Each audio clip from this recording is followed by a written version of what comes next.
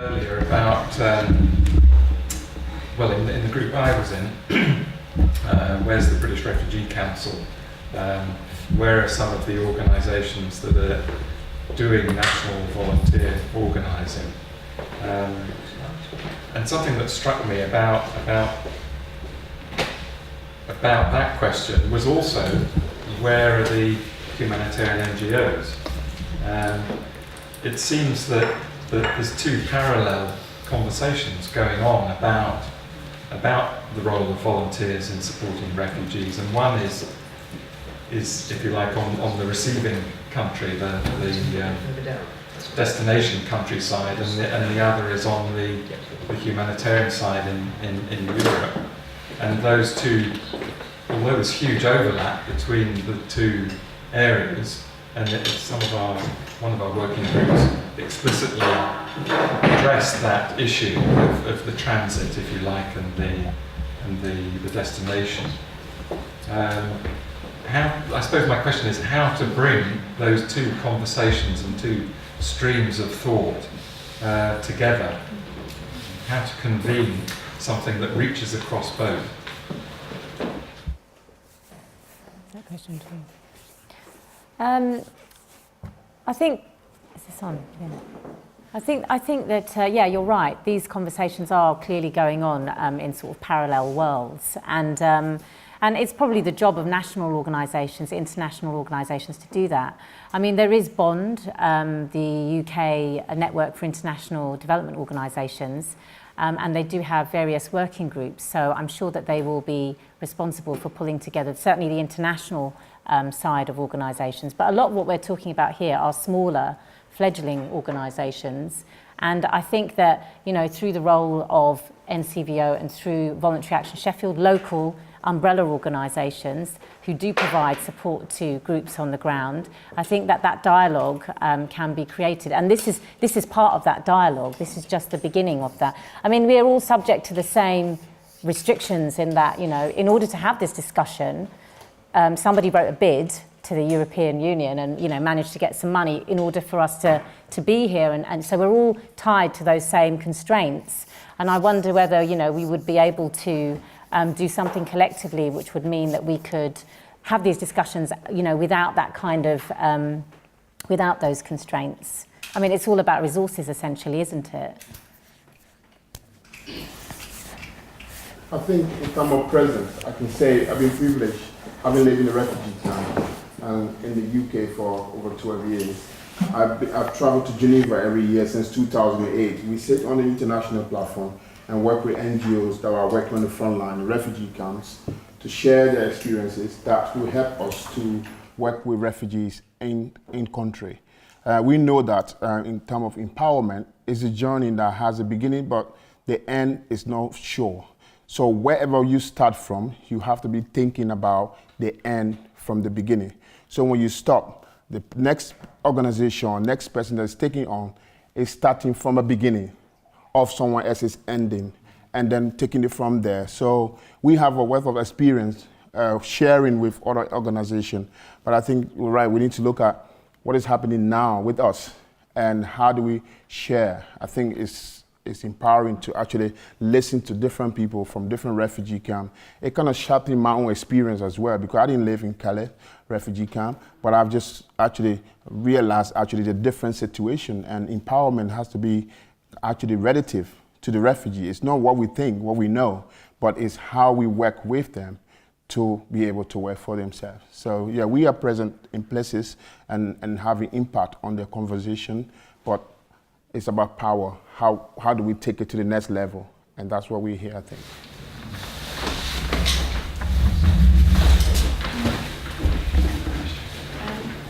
Not sure who would be able to answer this question. So a lot of the discussion today has been about providing information training, etc., to volunteers, and you sort of did this research with all of these other organisations, and I'm presuming you've got some funding for it. I suppose a question that I'm interested in finding out is, we've got this idea and we're trying to mobilise setting up a volunteer action platform platform, whatever we called it, point, but whatever we called it, and which is actually utilising a lot of the things that you're saying is missing.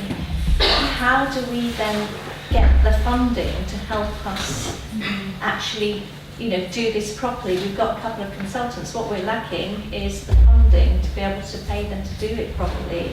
And how can we, to help everybody else, so that you guys can all use this information? What do we need to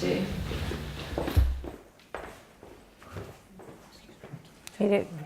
The joy of writing funding proposals. I mean, this is the reality of everybody in this. For lots of organisations that are competing for money. I mean, obviously, first and foremost, you need to know where to look. So, I mean, NCVO has loads of information about where to look. I mean, I would say that that's the first thing to do, and then, you kind of develop a strategy from that around how to approach, who to approach based on their criteria and what they want to fund. Well, one of the things, though, and we're doing this in Greece, because we've got a platform called Greece Vol Info, and obviously some of the information I provide, but we find that organisations aren't willing to actually fund the back office stuff, and that's where we find it really difficult, because actually we're providing that information for people on the ground to use and to stop themselves getting into situations, and they have to, I mentioned earlier, they're happy to take it sort of because it's free, but when we ask for funding, it's really difficult. So even if we have funding proposals, it's still, it's still quite difficult to do that. Yeah, but I would say it's about how you package the project, how you put it across, how you make it worthwhile for the funder. You're completely right. Nobody wants to fund. This happened in 2010. Nobody wants to fund infrastructure organisations. We've seen lots of volunteer centres close down, lots of CVSs close down, national networks have closed down, because nobody wants to fund the very kind of unglamorous stuff, but essential stuff that goes on around supporting organisations with governance, around supporting organisations so they know the law when it comes to campaigning, and so on and so forth. You have my full sympathy. We will all struggle. Organisations that are delivering projects that are not, don't tangibly and immediately or in the short term produce some outcome favourable to a funder. We're all going to struggle, so we need to think very creatively around how we kind of present this argument of why this work is so crucial. Something that we did, I work as part of the Refugee Women's Centre, and originally we were working out of a safe space on a camp in Dunkirk. When that camp got destroyed, obviously it's very difficult to kind of explain to the people that were supporting you before that you are still doing a massive role, but it's not as obvious as like, here's a picture of what we do. So we tried lots of different things. We did some funding proposals, didn't get them all because we were asking for things like we need volunteer accommodation, we need a van or a car for transport, and like you said, it's not glamorous. So we've been doing our own kind of fundraising events. We made a video which explained why we needed all these things, and we've now raised enough for a car. So it can be done. It can just be really frustrating, and a lot of it has to be done yourself, and then that will draw in the funders once you're already doing it. Thank you. So, there? I'll just ask a follow-on from that. So do you feel that there's a role for NCVO or other organisations like Voluntary Action Sheffield to actually play a part in being a mechanism in getting funding to grassroots groups that are emerging, and is that's something that you can add to what you offer in the back office sort of support? I think there's probably a role for NCVO in educating funders about the work that's going on in this room, and the incredible work that's been going on over the last few years, but has really only, we're having this meeting now, but this incredible work has been going on for the last few years. So I think that somebody in one of the groups I was in this morning, he said to me, the fact is that the reason that we're all doing this work, volunteers are going out and spending their own money and doing this work, is because governments know that if they don't do anything, volunteers will step in and they'll do it anyway.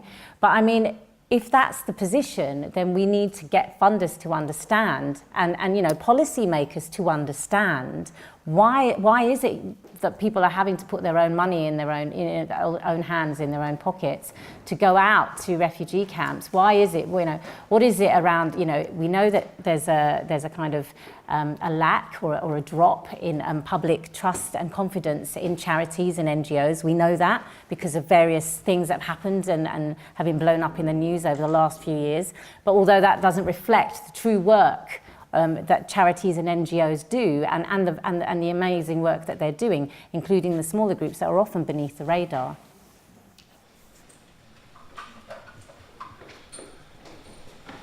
When you're talking about funding or anything to support the initiatives that we're talking about, I think it's really important to remember that what we're trying to do is act collectively, explicitly, to undermine the central policy of almost all governments that are likely to be in Britain, which is to undermine immigration controls. If you're not doing that, then you're not doing it right, because all you're doing is making refugee camps a bit nicer for people to stay there. People need to get where they need to be. So it's really difficult to be saying, I want somebody to give me money in order to get these young Afghans and Eritreans and things from there to here, and there is no legal route currently to do that, right? So there will be times when that becomes foul of the law. And this is not that there is a humanitarian crisis that we keep talking about, there's a political crisis, and that political crisis needs to be addressed.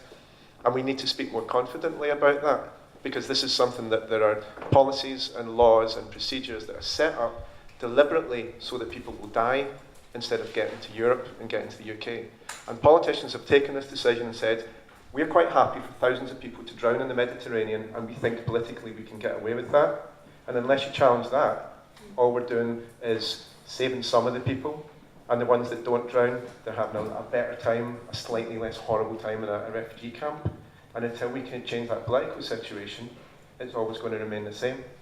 And I think people have to be more confident about that. And for all the really great, brilliant things that I've seen come in the last couple of years from volunteers that have gone out to Europe to do things, one of the things I think has not been strong enough is people saying, what we're doing is not political, don't talk politics, never talk politics, we're volunteers, we're humanitarian. You're doing very, very political things, and you should be confident about saying that.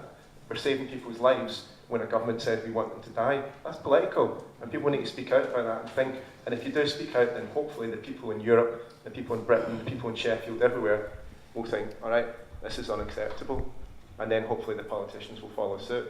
And it can come from the people that are doing this by opening people's eyes in Britain that have been out doing this kind of thing, and by working in the UK as well at the same time. Hopefully we can change attitudes, and that will change policies, and then we won't need to do this stuff anymore. Sorry, back over.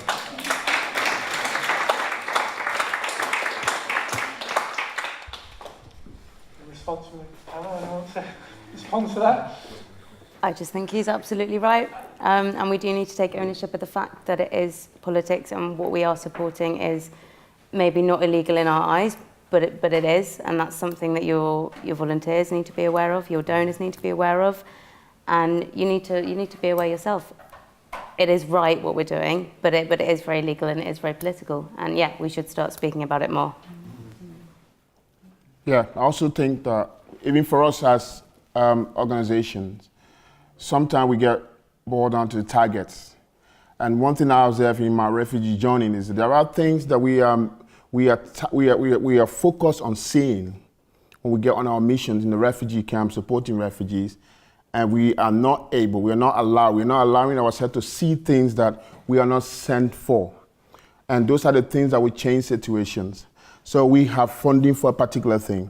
We are targeted to do something else. So refugees, those that we are working for to empower, to strengthen, are saying some things that are not on our list. We're not going to take bosses on this. We're not paying attention to that. We're not listening to that, because that's not going to please the funder.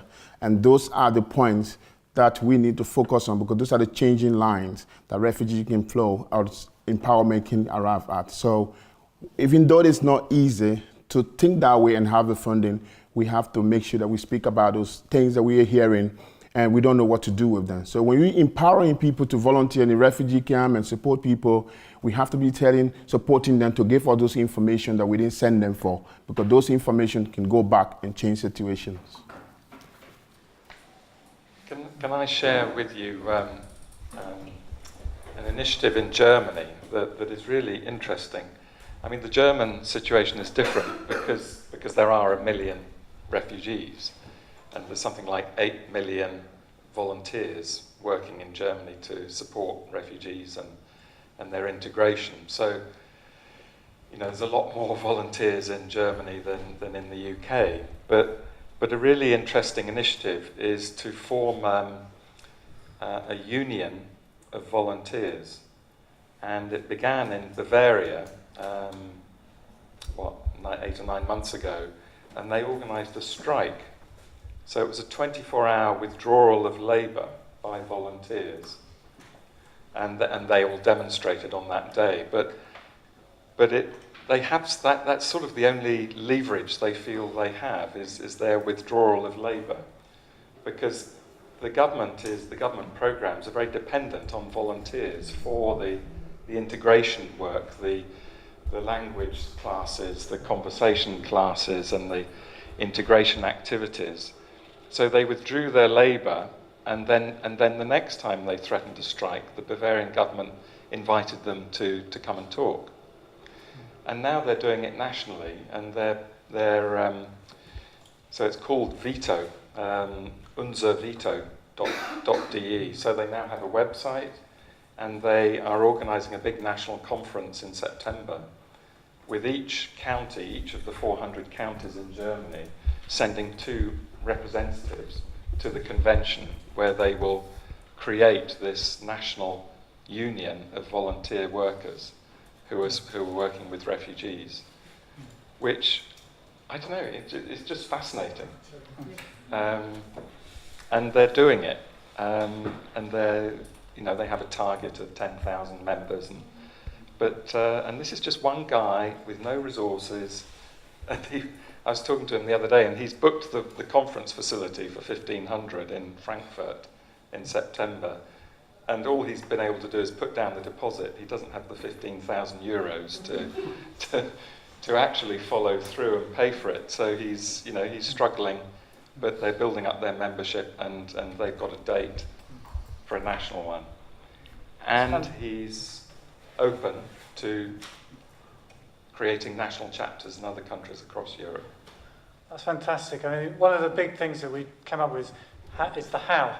How do we engage with some of the issues that we've come up with? That's a great example. I just wonder, are there any other examples or ideas in the room where people say, well, actually, this is something that's happened which has worked really well? Just about funding, first of all, I think Michael's right. It's a political issue, so we should approach it in that way. And you can actually integrate funding into that way of doing things. So our group, for example, got funding from my trade union, Unite Community Union, and they asked us to go over there. So we could report back from Calais about what was going on there. So we got the resources to go there in terms of transport and staying over there. In return, we came back and addressed hundreds of trade union members who are interested in refugees but knew nothing about it. And that was no strings funding. No need to spend time getting boxes ticked, leaving out politics, basically like not telling people what you're doing and why you're there. It's possible to do it honestly and openly and politically. Not just trade unions, but faith groups as well. Mosques and churches can do that. Community groups can do that. No strings funding is possible. And let's not forget, I mean, we're here, and a lot of us are a product of the mass movement that's been in Europe over 2 years. Of people not waiting for funding bids or governments, but just doing it. And later on working out how to get it sustained and funded. And it is possible to have no strings and political funding, believe me.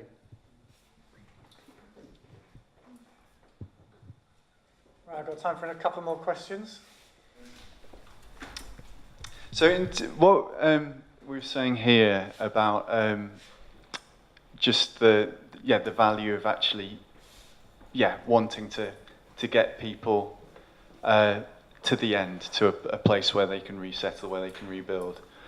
To me, that kind of made me think about where actually we do see the value, and actually what is the value in the sort of the day-to-day small wins of actually improving someone's life in the camp without making that long-term change against actually the political long-term change, and just balancing those things. And I'd love for the panel to kind of speak into that balance there.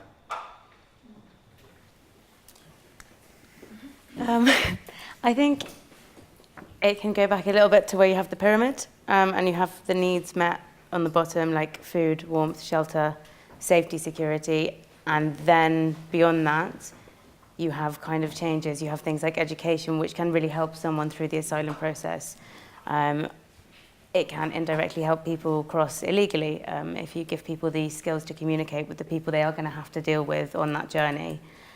But I think there does have to be a balance, and quite often, like I've felt it during times where it just seems like we're doing the same thing every day, nothing's changing, we're just making things kind of less awful, but it's not making any difference at all. And I think that's when you have to step back and have a look at what you're doing, and maybe get some legal training, or have a look at how you can change things, because you're right, we're not doing this to make refugee camps a nice place, because that's never going to be a thing. It should be a temporary solution. Unfortunately, we know it's not for some people. It can go on for months, which is why I think it is really important to do the day-to-day stuff and have decent shelters, keep people healthy, keep people strong, and kind of motivated to make that change. But at the same time, make it a priority that people are getting those skills, and that you're getting more experience in language, and you are getting involved in the politics. You are getting the media involved where you have to, and putting pressure on the governments, and trying to make kind of a forward change rather than continuous. I was just going to say, we often lose sight of accepting that things are a process as well. And I think it can be helpful to compare what we're doing in our volunteering lives and how we're also performing in our everyday lives. We sometimes put an unrealistic expectation that we have to get things fixed very, very quickly, and we ignore the process. And yet we don't often put that same expectation on our own lives and our own way of doing things. And so it's a constant oscillating between, isn't it, the micro and the macro. And we were talking lots today about burnout in the workshop, and how when we don't take time to really focus on the everyday treasures, if you like, the bits of gold that we do every day, we really are going to start to make ourselves feel quite unwell and burn out. So I think we do need to have a level of acceptance about the reality that we find ourselves in, and that these things do take time, because when we don't have that acceptance, I think we do start to lose sight of what we're doing and start to feel quite burnt out and lose hope.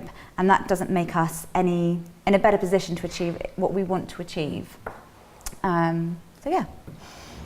Can I say something? I think as a refugee myself, I like to say that no matter how short or longer the crisis is, we shouldn't focus all of our attention or resources on a charitable aspect. We need to bring the refugees, the volunteers along with us, so that we empower them. We look at the pressing part of their life. I remember I came from a very middle-class family from home, and after the war, I didn't have any of those things. And there was so much that were given in charity when we came over here. But what I remember right now are those people who actually pushed me very hard. And I remember quite a lot of things, but those who actually could show me the way, to empower me, to make sure that I feel value, and I feel that the refugee situation is just a condition that came upon me that I didn't know about, but I have something in me. And 12 years later, I'm not lecturing at the university. I'm doing quite a lot of work going on international platform, and I can really check back and look at people who were actually bringing me along, working with me, supporting me through the process. So we need to look at refugee not as just a refugee. Refugee is not them. It's not in their DNA. Okay, it's just a situation that make them to be part of that situation. So we need to look at them as people that can grow and develop and be empowered to contribute to the society that welcome them. So I feel very proud being here, but I know that we are doing quite a lot. But let's not forget that even if it's just 3 days or 4 days or a week or 2 years, when you start with them, think about where you want to end, so that they will not just remember the food on the plate, which is very important, but it's something that they can provide for themselves and those that will be around there as well.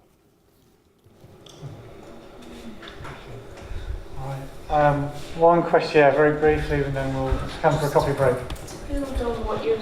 It's just to build on what you're saying, and that's admirable when you're in a community where you have the ability to integrate. That is happening in Turkey at the moment. When all those with the Kemlik are getting their work permits, they can apply for jobs, they can set up businesses, and that's great. But there are those that are in the camps that are still in that transient hold situation, where their lives are really on hold, and they're not able to develop the way that they would like to and things. So it's a very difficult situation, and I think we need to. That's where we absolutely need to befriend and care for them when they're on hold, to keep the hope going, keep that light burning. Thank you. I've got one last comment.